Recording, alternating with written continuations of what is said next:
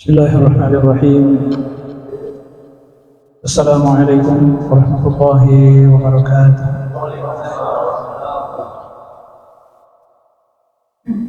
Alhamdulillah. Alhamdulillahilladzi 'allama bil qalam. 'Allama al-insana ma lam ya'lam.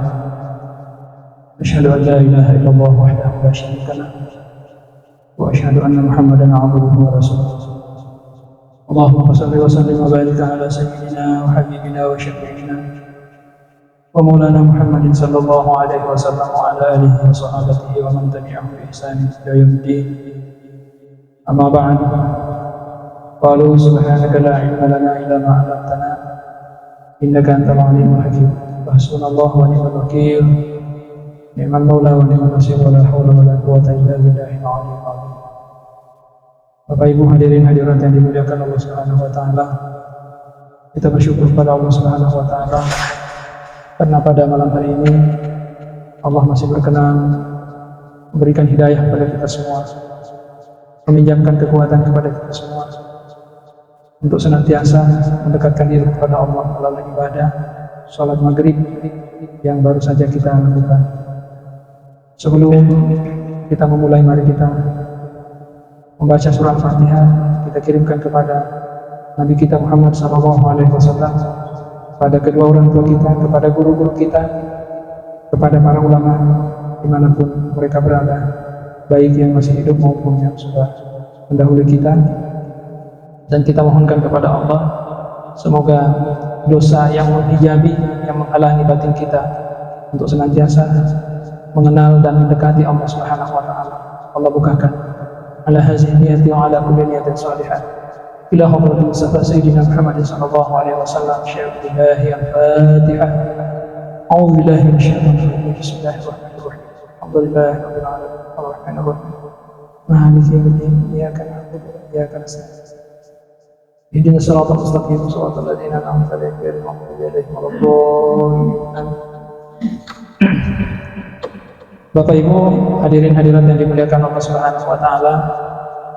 Insyaallah pada malam hari ini setelah kita membahas tentang hal-hal yang bisa menghalangi kita, menghambat kita atau mengunci kita untuk sampai kepada Allah pada dua pertemuan yang lalu, maka insyaallah pada malam hari ini kita akan mencoba membahas tentang bagaimana mendapatkan atau menggapai kekhusyuan dalam salat. Salat yang selama ini kita pahami adalah sebuah ibadah yang diawali dengan takbir dan ditutup dengan salam, di mana di dalamnya ada gerakan-gerakan lahiriah dan bacaan-bacaan. Salat manakala kita ingin memberikan pengertian secara hakikat, sebetulnya Bapak Ibu sekalian, ya, lebih awal mesti kita harus pahami dulu apa sesungguhnya arti daripada kata salat. Salat biasanya kita kenal dalam kajian ilmu saraf, itu disebut dengan, kalau kata salat ya, istiqaqul kabir, artinya ada hubungan antara satu kata dengan kata yang lain. Karena salat ini sumber katanya seakar kata dengan salawat, seakar kata dengan rasul, seakar kata dengan wasilah, wasail, mausul, ya masih banyak ya kata-kata yang sehubungan dengan itu, yang dimana pada intinya sebetulnya ya bahwa salat itu ada keterhubungan atau ketersambungan seorang hamba dengan Tuhannya. Maka ketika seorang memahami makna hakikat daripada salat itu, insya Allah tidak akan pernah tidak mau salat, selalu ingin salat. Ya, gelisah kalau dia tidak salat, dia akan pasti cinta dengan salat.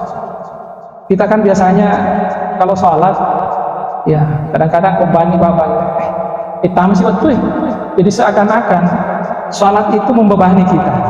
Jarang ada orang ketika masuk salat, alhamdulillah dari tadi saya tunggu waktu salat, sudah masuk, alhamdulillah.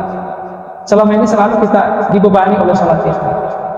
Padahal orang yang paham dengan hakikat salat, dia senantiasa gelisah kalau dia tidak salat. Ya, ini Bapak Ibu sekalian, masih salah satu dari asar panjang.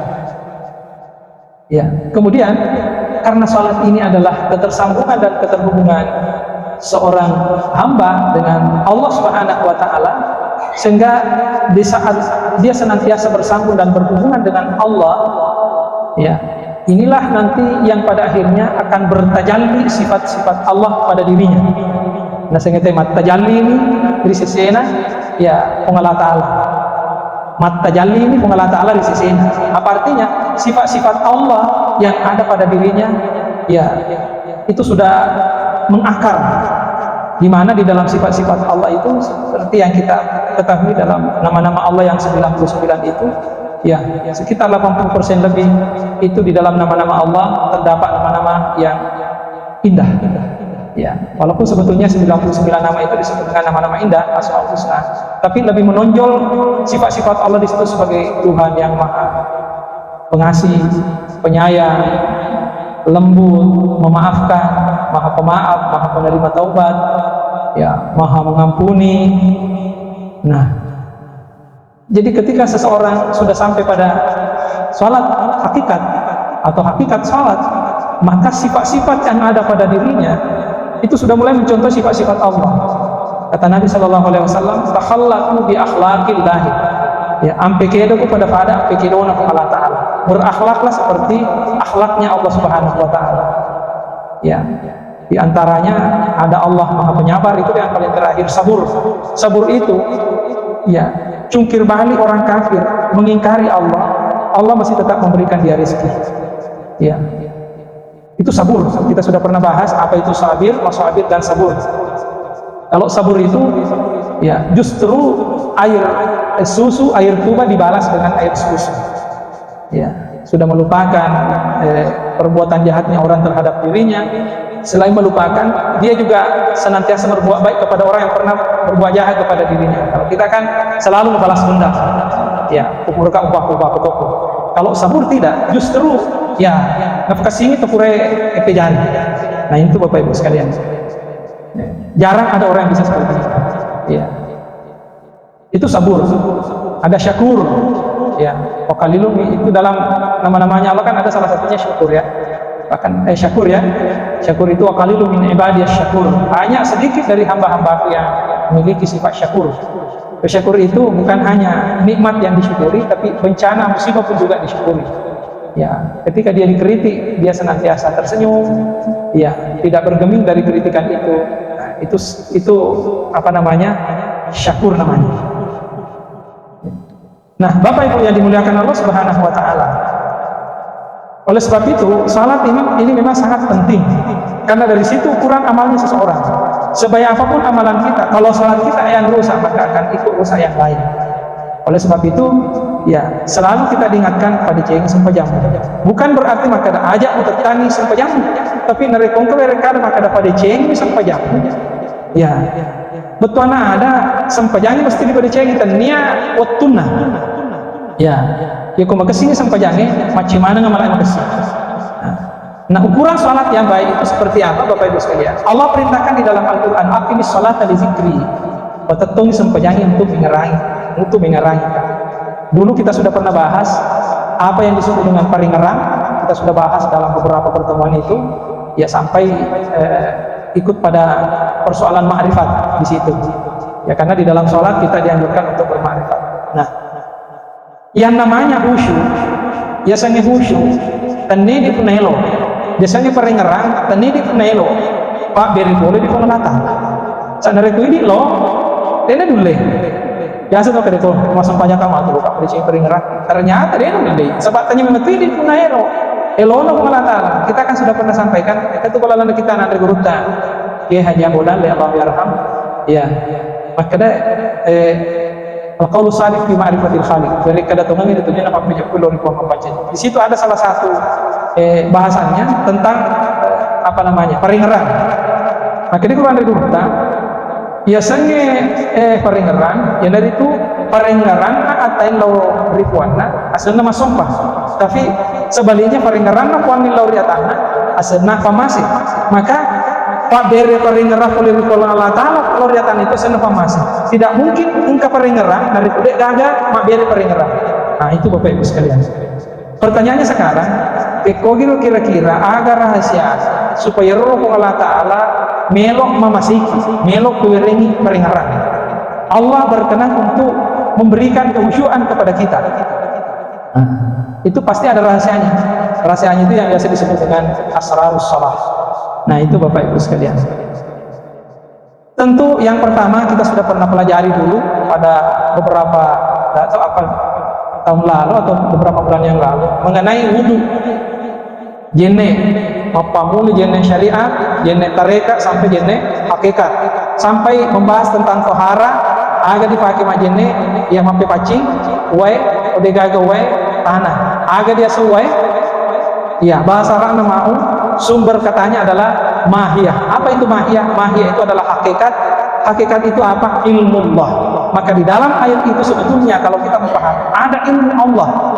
Ilmu Allah tentang ma'rifat kepada Allah, sehingga nasabari rojene ada cahaya. Al-wudu nurun. Ya, wudu itu adalah cahaya. Wa kana arshuhu 'alal ma'. Arasna Allah Ta'ala desna wiya. Dan ini ada yang pelintir sebetulnya ini ayat. Maka dia Allah Ta'ala tudan desna arasna desna wiya. Pada ini ketahui. Berarti pada kita Allah Ta'ala. Ini tidak mesti kita harus luruskan pemahaman seperti ini Bapak Ibu sekalian. Ya, yang dimaksud dalam hal ini alma itu kan sebetulnya adalah air, cahaya. Saya pernah ditanya, Ustaz, saya dari dulu mencari apa sebetulnya itu arash dan di mana dia tinggal. Ya, seperti apa wujudnya? Saya bilang kalau persoalan arash mau dibahas dengan memakai akal, tidak akan mungkin Bapak bisa ketahui. Tidak mungkin Bapak Ibu bisa mengetahui sebetulnya apa itu arash. Karena arash itu ada pada wilayah kekuatan Allah Subhanahu wa Ta'ala, ada pada wilayah nur. Ya, makanya itu ya, arash itu ada dalam pemahaman batin kita, ada dalam pemahaman hati kita. Ya. Bukan berupa seperti kursi yang seperti saya duduki ini bercahaya dan lain sebagainya, tidak seperti itu. Di sana rekon-kon rono Allah Ta'ala berarti ada tuh sewa-sewa. Ya. Neru Allah Ta'ala kemana? Agak Allah kan ada di mana-mana. Jadi nereku dipakion rongi berarti dan itu Allah Ta'ala. Ya, apalagi kejaran maka Allah Ta'ala puri. Apa aku bilang? Itu tidak. Yang punya jarak itu hanya benda. Allah bukan benda. Nah, ini Bapak Ibu sekalian. Oleh sebab itu, wudu ini sebetulnya yang berfungsi untuk mengantarkan kita menuju kepada khusyuknya sholat. Fungsinya apa? Ini kan kita punya pergerakan otak. Ya, pergerakan otak kita itu sekitar 13 sampai 28. Ya, siklus per second itu yang gerakannya terlalu banyak, kemana-mana pikiran kita, kemana-mana angan-angan kita. Itu bergerak cepat, terutama di siang hari. Itu lele kalau lero pikiran tak siwa peringarata. Sehingga mesti harus diturunkan. Apa yang bisa menurunkan itu? Wudu. Turunnya pergerakan otak itu dari posisi beta ke alfa. Ya, kalau alfa itu sekitar mungkin minimal 7 lah sampai 10, ada sampai 12 lah. Itu sudah ideal dipakai untuk sholat. Ini tiwi pergerakan otak tak lambat, sehingga ini yang direkomendasikan supaya bisa kita khusyuk sholat. Makanya mereka kamu ini Pak Bang, ya lari, tapi suki. Karena dalam nafas itu juga mengatur nafas dengan baik itu kan sebetulnya juga adalah sumber dari ya kehusyukan sholat kita. Jadi kalau nafas kita sudah pernah belajar bagaimana mengatur nafas, menarik dengan pelan, mengeluarkan dengan pelan, tidak boros dalam bernafas. Sampai dulu kita dibimbing, kalau saya tidak salah pada Ramadan yang lalu, ya bagaimana ketika kita berzikir sampai bisa menemukan wilayah-wilayah ilahiyah itu, wilayah-wilayah ketuhanan itu. Mudah-mudahan Bapak Ibu masih ingat itu dan sering mempraktikkan terutama pada zikir-zikir di tengah malam, ya, atau ibadah-ibadah tengah malam kita Bapak Ibu sekalian. Ya. Nah, sementara Bapak Ibu, ya, wudu juga dalam pengertian bahasa Arabnya itu wadoa, hampir sama dengan kata wadoa. Itu dalam bahasa Arab ya koloif pada penyebutannya itu hurufnya mirip-mirip itu loh pada betul seperti kata haswa dengan haboh itu sama-sama berarti mengalir. Ya, dari situlah asal katanya haid itu mengalir. Nah, wadoa dengan wadoa itu hampir sama, sehingga arti daripada wadoa itu meletakkan. Apa yang diletakkan? Meletakkan dunia. Untuk apa? Kita letakkan untuk kita tinggalkan dunia. Kita menuju kemana? Mau mi'raj kepada Allah Subhanahu wa Ta'ala. Inilah fungsinya wudhu. Maka di dalam wudhu itu kita sudah pernah bahas bagaimana wudhu syariat, bagaimana wudhu hakikat, bagaimana wudhu tarekat dan hakikat. Sampai di dalam wudhu kita itu ada doa-doa. Kita memohon kepada air sebagai nur, itu cahaya hakikat dari ilmu Allah, memohon supaya dihapus semua dosa dan kesalahan yang pernah dilakukan oleh anggota badan kita, sampai meminta kepada Allah untuk menghapus dosa batin kita, dosa hati kita. Ya, batin itu kan berlapis-lapis. Selama ini kita hanya tahunya lahir dan batin. Lahir itu, kemudian batin masuk ke wilayah hati, wilayah nur, wilayah ruh. Ya, mulai dari alam malakut sampai kepada alam ahadiyah. Waktu itu kita sudah pernah bahas. Mudah-mudahan masih diingat. Ini hanya saya sekedar mengingatkan kembali untuk kita masuk ke hakikat sholat, Bapak Ibu sekalian. Iya. Selain daripada wudhu, ya di situ kan ada doanya, sudah pernah kita sampaikan. Ya, minimal bila di Allah Taala malah dari dosana, dua jarita, dosana timut tak beri kada baleta, niga purana kada-kada ini niga purana bale-bale dan lain sebagainya. Di mata kita ini ada mata lahiriah, ada mata hati, ada mata batin. Apa dosanya kita sudah pernah bahas. Kalau mata lahiriah dosanya seperti apa, mata hati kita dosanya cinta kepada dunia, mata batin tidak mampu melihat hakikat nama-nama Allah di dalam alam ini dan segala yang ada di sekitar kita. Fa aina ma tuwallu fa thamma wajhullah. Di mana engkau hadapkan mukamu, maka di situ engkau lihat wajah Allah. Ya, ini Bapak Ibu sekalian. Nah, setelah di dalam wudhu itu ada niat, ada doa. Nah, setelah azan setelah wudhu kita juga berdoa. Antara wudhu dengan sholat itu kan biasa ada yang mengantarai azan. Ya, jadi sebaiknya memang kita dia nak kenal pergi ke jenne. Kayak itu biasa kan. Lofi masuk pajan atau mak jenne. Ya, lofi masuk pajan atau mak jenne. Mestinya tidak. Iro jenne dia nak kenal muka. Ya. Untuk apa? Persiapan mendengarkan azan setelah waktu azan masuk, waktu salat masuk. Nah, itu. Ketika kita mendengarkan azan, Bapak Ibu sekalian, dari komentarnya nih Pak, kan dianjurkan untuk menjawab azan itu. Ya. Di situ pada azan, engkau kepada takbir bro. Ya. Sampai 6 itu penguatannya, yang kedua sebelum berakhir, itu Allahu Akbar yang pertama. Apa makna daripada Allahu Akbar yang pertama? Allahu Akbar yang pertama itu sebetulnya adalah dianjurkan kita menjawab dengan Allahu Akbar kalimatnya, Allah yang maha besar. Apanya yang membesarkan? Zatnya Allah. Ya, mengagungkan dan membesarkan zat Allah di situ. Lalu kemudian yang kedua, Allahu Akbar yang kedua, ya, membesarkan sifat-sifat Allah. Ya. Yang ketiga, Allahu Akbar yang ketiga, membesarkan nama-nama Allah. Kemudian Allahu Akbar yang keempat, membesarkan perbuatan Allah. Ya, pangkau kena Allah Ta'ala, sifat-sifat Allah Ta'ala, asan-asan Allah Ta'ala. Ia dipakai raja. Ya, makanya kita tidak sembarangan Allahu Akbar, Allahu Akbar, Allahu Akbar, Allah. Cukup dengan menjawab dengan mulut, mestinya harus dibatinkan di situ, Bapak Ibu sekalian. Ya, kita batinkan di situ. Ya. Kemudian ada penguatannya 2 kali sebelum la ilaha illallah. Nah, antara azan dengan iqamah tentu ada salat sunat qabliyah. Ya. Dan sebelum iqamah itu dianjurkan kita berzikir. Subhanallah walhamdulillah wa la ilaha illallah. Maka mustahil sebetulnya seseorang bisa khusyuk dalam salatnya manakala mulai dari wudunya saja dia tidak khusyuk. Ya. Apalagi biasa ini maaf reye. Ya, mau foto kurin apa lo kemajen nih? Ya, masam pajak mana situ? Jadi sangat berpotensi. Wadi jajar mata deh. Menguamen nih, rede aman nih. Ya luar biasa nafadu mengalahkan. Ya, nafadu mengalahkan. Nah ini Bapak Ibu sekalian.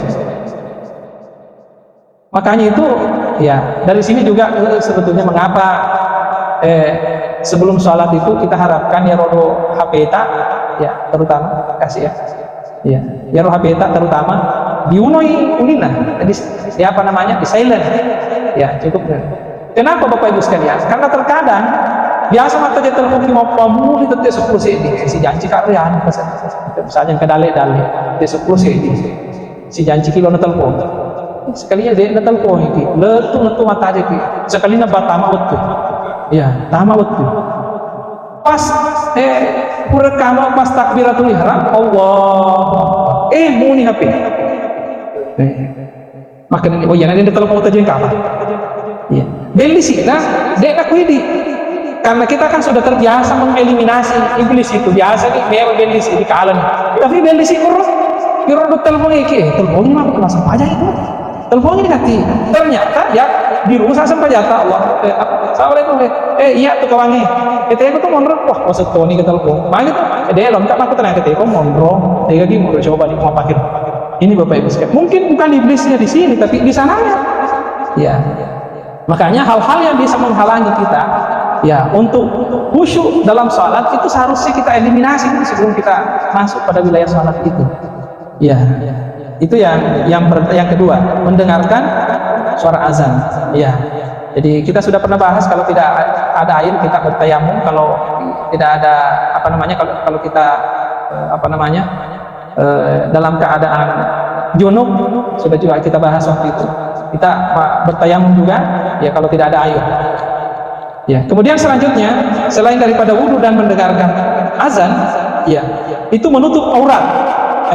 Mengetahui waktu masuk sholat harus disekokotuna sampajangin.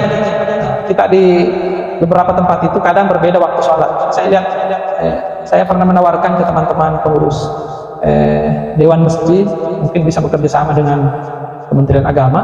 Bagusnya sih sebetulnya ya waktu sampajangin seragam.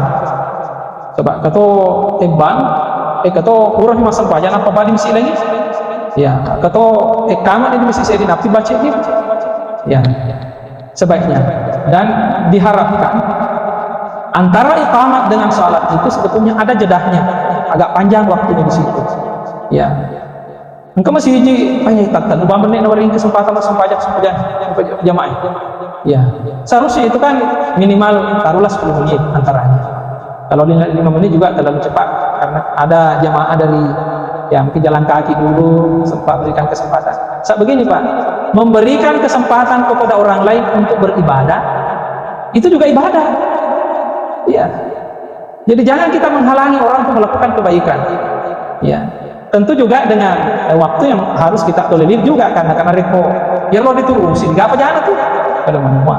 Makanya mesti harus ya kita ambil tengah-tengahnya lah. Mungkin minimal ya sekitar 10 menit, terutama waktu subuh itu. Waktu subuh. Kalau maghrib kan kita sudah ketahui maghrib itu kadang ada masjid yang ada pembeliannya, kadang yang tidak. Itu tidak ada masalah. Ya karena memang orang sudah siap, terutama di waktu subuh. Nah, itu. Duhur begitu juga. Duhur kan ada pekerjaan. Kadang-kadang orang nanti berhenti bekerja kalau azan. Kasih waktu. Di beberapa masjid itu sampai ada 15 menit. Saya lihat di sentral itu, kalau saya tidak salah berapa ya? 15 menit atau 20 menit? 20 menit, terutama di subuh. Ya, itu. Di Mekah kan juga begitu. Mitalade biasa kita lakukan. Ada tak beka siaga kita tuh masuk kerja sunnah. Jadi mengetahui waktu salat. Ini waktu salat ini mohon maaf ya mungkin sedikit agak kefikirannya. Kenapa Bapak Ibu sekalian? Kadang seseorang itu bertanya, jam berapa sudah masuk waktu ya? Taman ke betul. Ya. Pertanyaan seperti ini sebetulnya itu pertanyaan yang membelah langit. Kenapa? Seseorang yang senantiasa ingin melaksanakan salat selalu gelisah menunggu waktu salat. Itu tadi yang saya sampaikan. Seorang yang cinta dengan salat itu gelisah kalau dia tidak salat, sehingga gelisah menunggu waktu salat. Maka ketika dia bertanya, mana itu taman betul? Itu pertanyaan seperti ini, pertanyaan suci, pertanyaan membelah langit Bapak Ibu sekalian, karena sudah tidak sabaran ingin salat. Ya. Justru ada juga yang berbalik. Ya. Supaya pembicaraan anak di tengah-tengah tamu itu kan kita tuh makro. Ya. Ini Bapak Ibu sekalian. Kemudian selanjutnya, ya, yang kelima menutup aurat. Ya, menutup aurat. Ini juga aurat, ada aurat lahiriah, ada aurat batin. Libasut taqwa kalau aurat batin itu kita sudah pernah bahas kalau saya tidak salah. Yang menutup aurat ini ada aurat lahiriah, ada aurat batin. Aurat batin itu yang bisa menghalangi kita sampai kepada Allah, menutupi kita sampai kepada Allah. Ya, jangan sampai kita tutup aurat lahiriah kita, sementara aurat batin kita tidak tertutupi. Saya mohon maaf, kadang-kadang ada orang selalu mengatasnamakan lebih syar'i dalam berpakaian, tapi belum tentu mungkin lebih syar'i dalam hal batinnya. Ya, Boleh jadi karena dengan syar'inya memakai pakaian itu sampai dia merasakan dirinya lebih pantas masuk surga, lebih mulia, sampai menghina orang lain, ya itu justru sebetulnya bisa merusak amalnya. Hati-hati dengan ini Bapak Ibu sekalian. Ya. Kemudian ya, aurat ini kita mesti harus aurat ini diharapkan supaya tidak mengganggu kehusyuan sholat kita. Ya, misalkan tentu kehidupan ini lebih bagus kalau pakai sarung lah atau celana yang agak longgar. Ya agak longgar. Pak nariko celana levis jeans. Kenapa kita tuh rokok? Lo sih untuk dikata mendre. Kamajak ka atau dah kita urangi. Ya, coba dimundri. Akhirnya desi dihusyuk. Kayak sih orang dirusuk dikatanya. Nah, itu. Sebaliknya, jangan juga terlalu mohon maaf Bapak Ibu sekalian. Ya. Itu biasa tuh masuk pajak Pak saya. Ya rokok masuk pajak aura itu kan mulai dari pusar sampai ke lutut. Ya. Sehingga ya rokok kiana ala kadarna, mau pakai baju kos-kos, napa masulara dan kejawaannya cede utuna. Ya. Engkau hadis ada Nabi kita. Kata innama bu'itsu liutammima makarimal akhlaq. Majapun iya nautus ka kong Allah Ta'ala untuk pasukui ampe kedoi apak kedoi. Ya. Sementara pondasi agama itu kan ada 3. Pertama Islam, ya. Yang kedua iman, yang ketiga ihsan.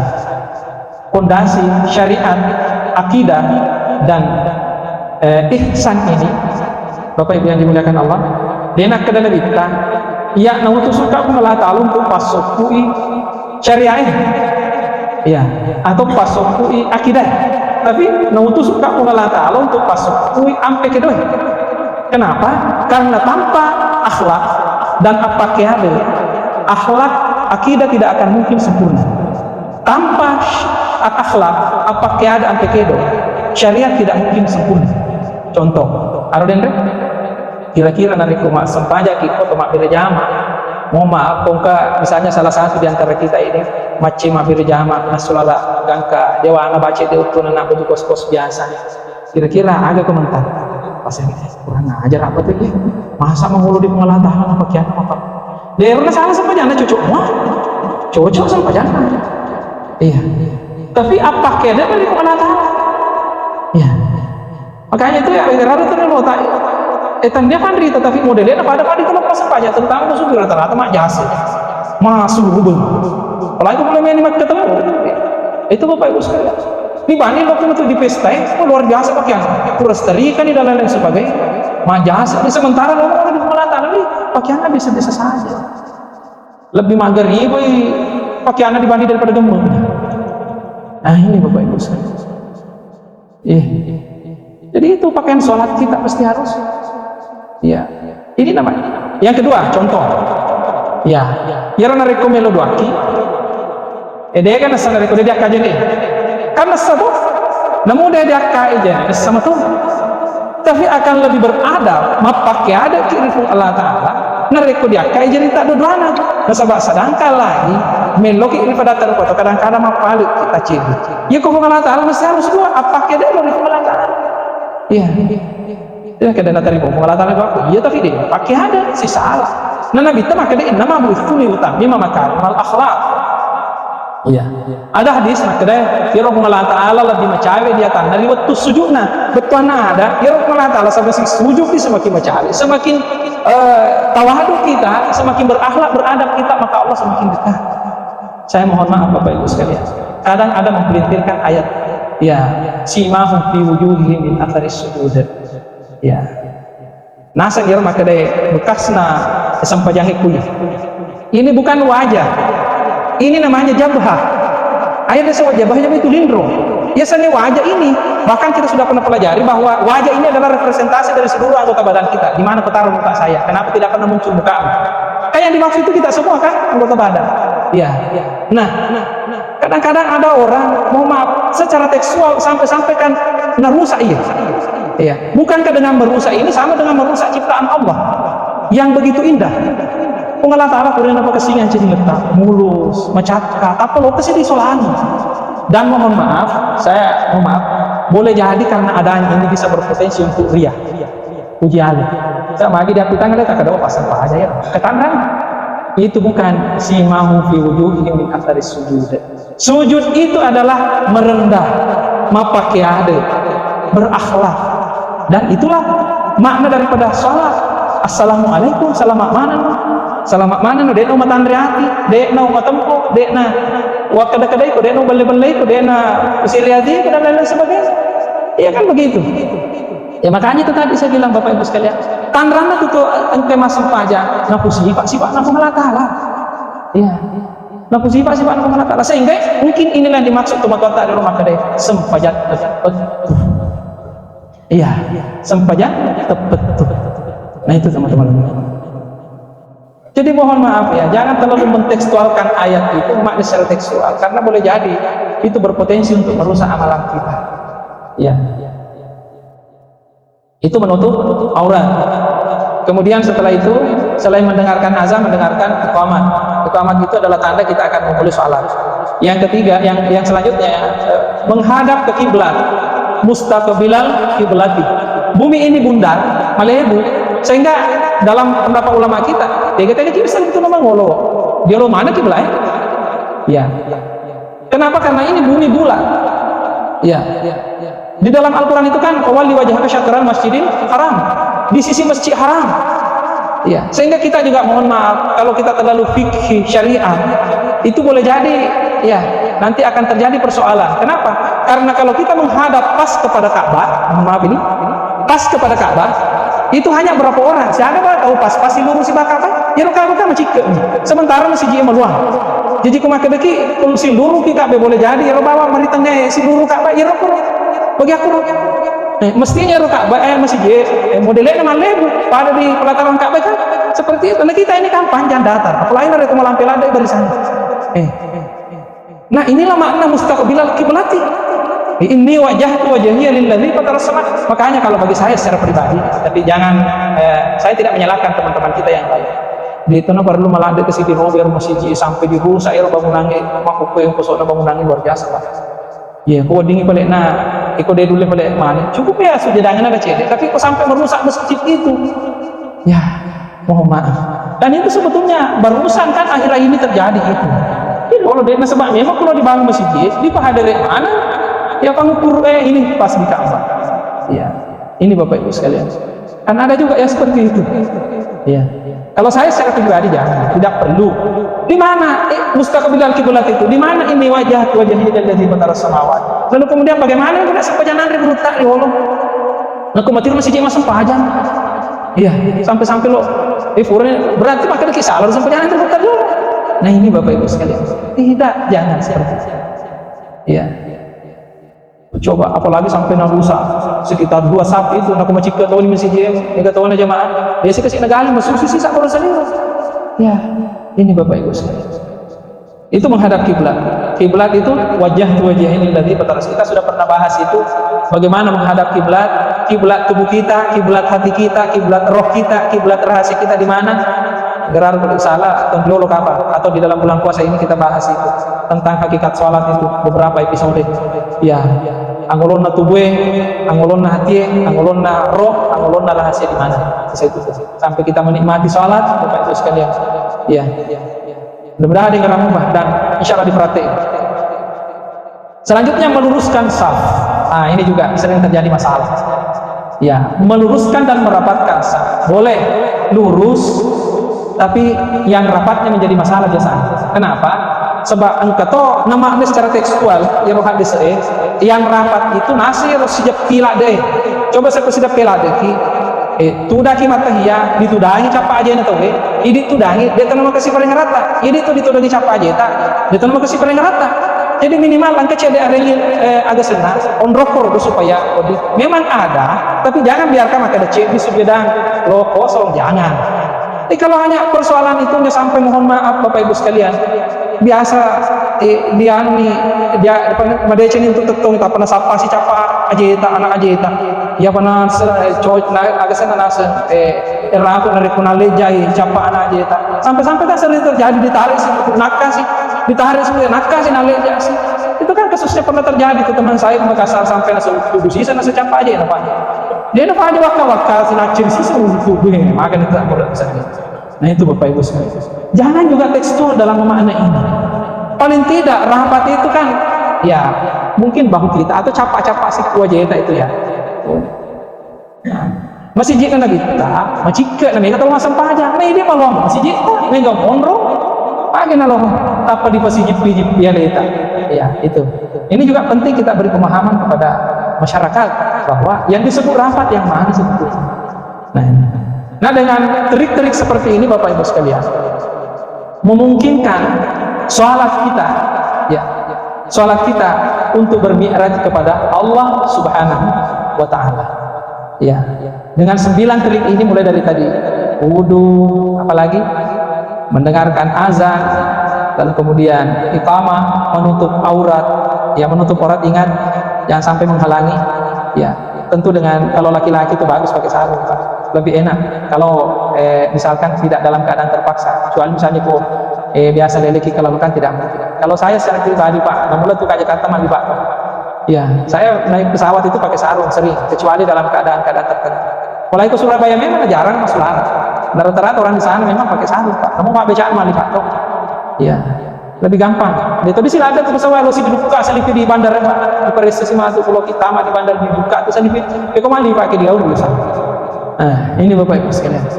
Jadi, Nabi memang gitu, sahibul izar. Nabi itu ya ahli pemakai sarung, tukang pemakai sarung.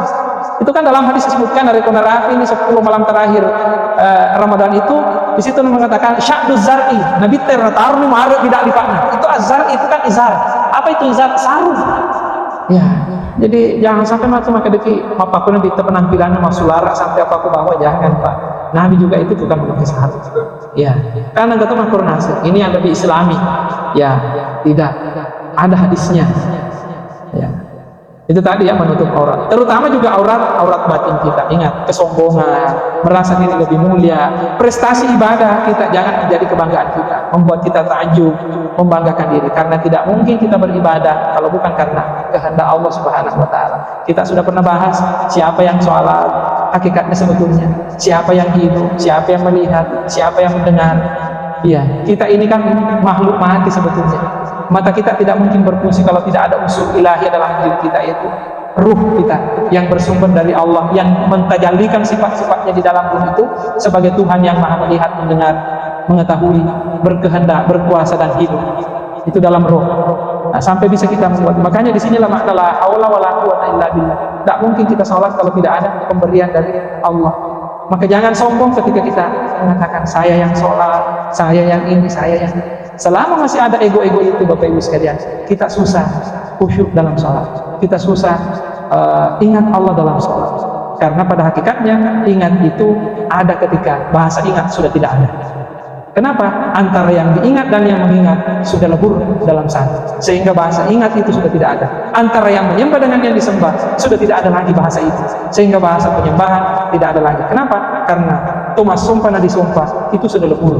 Bukan berarti masedi maksudnya lisu oleh kue asal nal lisu bemak kue, bukan. Yang disebut dengan kembali kepada Allah itu lebur dalam sifat-sifat Allah. Kita merasa bukan kita yang seperti itu. Ini kan kita ini makhluk mati, maka kita tidak melihat kalau bukan karena Allah Subhanahu wa Ta'ala. Itulah inti daripada ingat sebetulnya dalam sholat. Nah, apa namanya, aurat-aurat batin ini mesti kita harus buka juga dalam sholat itu. Sehingga yang muncul itu kan kepasrahan sepenuhnya. Wala tamutunna illa wa antum muslimun. Ya, dalam kepasrahan yang penuh itu muslimun. Ya, apalagi tadi menutup aurat, kemudian menghadap ke kiblat. Ya, ingat hadap hati kita ini adalah merasakan dan menyaksikan Allah Subhanahu wa Ta'ala dalam batin. Sama dengan itu kan? Jadi gitu. Ya. Hadap apa namanya? Tubuh kita adalah perbuatan Allah, kemudian hati kita nama-nama Allah, roh kita adalah sifat-sifat Allah, dan insan sebagai rahasia Allah itu adalah sirnya Allah Subhanahu wa Ta'ala. Apa namanya rahasianya Allah? Ya, dalam diri kita. Al-insanu sirri wa ana sirruhu. Jadi tajalli, sempurnanya tajalli Allah itu sebetulnya ada pada diri manusia. Ya, maka jangan cari Allah di luar daripada diri kita. Ya, wa fi anfusikum afala tubsirun. Nah, itu. Jadi itu yang menghadap ke kiblat seperti itu. Sementara Bapak Ibu sekalian, mulut ini membaca ayat, telinga itu mendengar apa yang dibacakan oleh mulut ayat itu, hati sudah menyaksikan Allah dalam sholat, sementara rasa kita itu sudah menikmati. Ya. Lalu kemudian akal ini mengontrol apa yang dibaca oleh mulut, apa yang didengarkan oleh telinga, dan apa yang diperbuat oleh anggota badan kita mulai takbiratul ihram sampai kita salam, sementara hati dan perasaan kita menikmati itu. Maka disinilah nikmatnya sholat. Sehingga kadang-kadang orang tidak mau berhenti sholat. Justru kadang-kadang sebaliknya kali ini, lampai kok imam, lampai pesakit, lampai perluan. Kita dibebani oleh itu. Yang justru sebetulnya di situ mesti kita harus nikmati Bapak Ibu sekalian. Semoga bermanfaat. Al-Fatihah. Iya kan.